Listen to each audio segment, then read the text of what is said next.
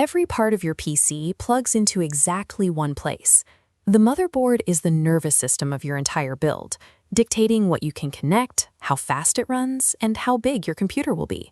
But choosing one usually leaves builders stuck between two fears. Do you overspend on a giant slab of silicon for future upgrades you might never make?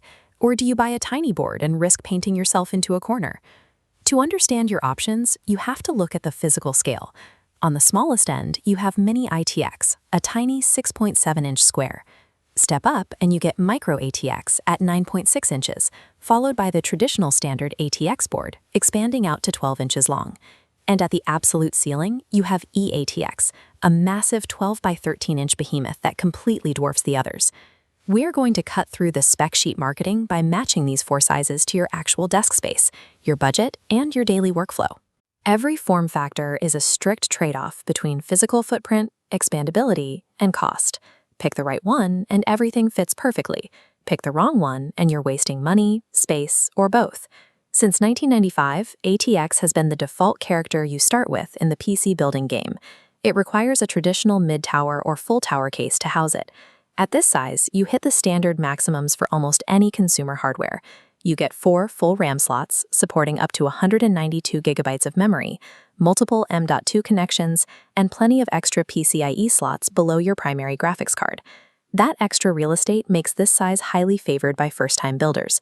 You have physical room for your hands, components aren't crowding each other, and routing cables around the motherboard feels forgiving rather than frustrating. Let's look at the scorecard for ATX. You are working with a 12 by 9.6-inch footprint, high component capacity, an average price range between $80 and $300, and a low build difficulty. The obvious drawback is the sheer volume of space it consumes. An ATX build dictates a large chassis, which can feel like parking a truck on a minimalist desk.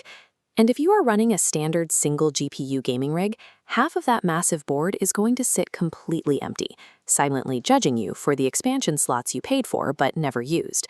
That brings us to MicroATX, the sensible middle child that trims the excess space off the standard design. The compromise here is highly targeted. You lose the bottom handful of PCIe slots, but you keep the primary slot for your graphics card, all 4 RAM slots, and enough storage connections for a complete system. Because almost no one actually uses a second graphics card anymore, dropping that dead weight gives MicroATX a massive advantage. It delivers identical gaming performance to a full ATX board, usually at a noticeably lower starting price. Looking at the MicroATX scorecard, the footprint shrinks to a square 9.6 inches.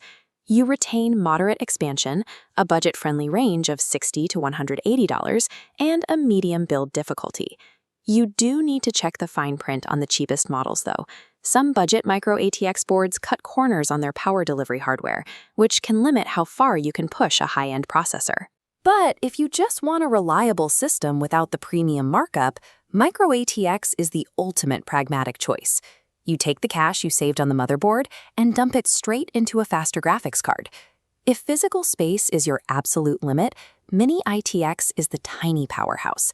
You buy this board specifically for a sleek living room console, a minimalist desk, or a highly portable LAN party rig.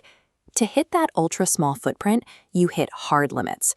You are strictly capped at 2 RAM slots and a single PCIe slot.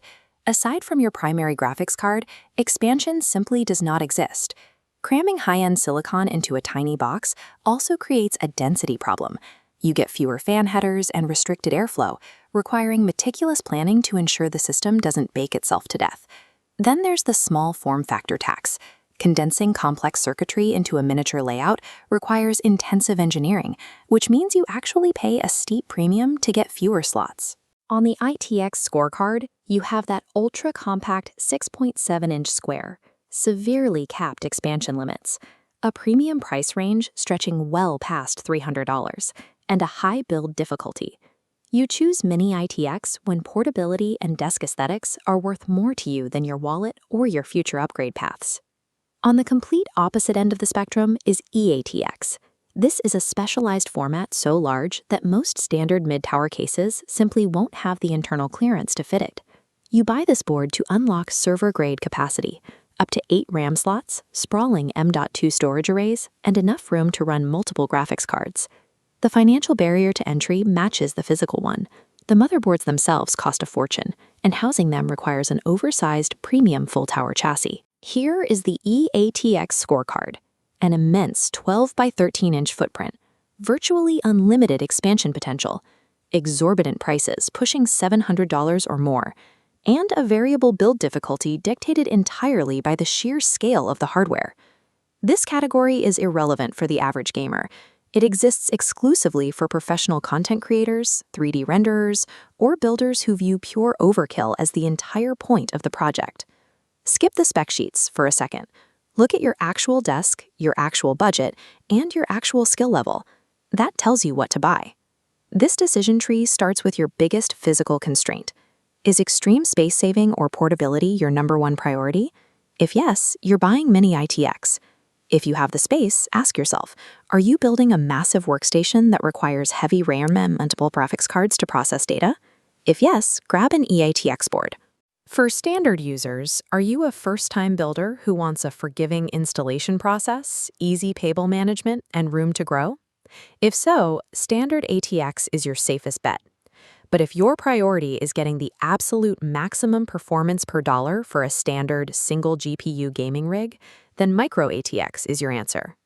Buying a motherboard based on the fantasy of upgrades you might make in 5 years is a trap that drains your budget today.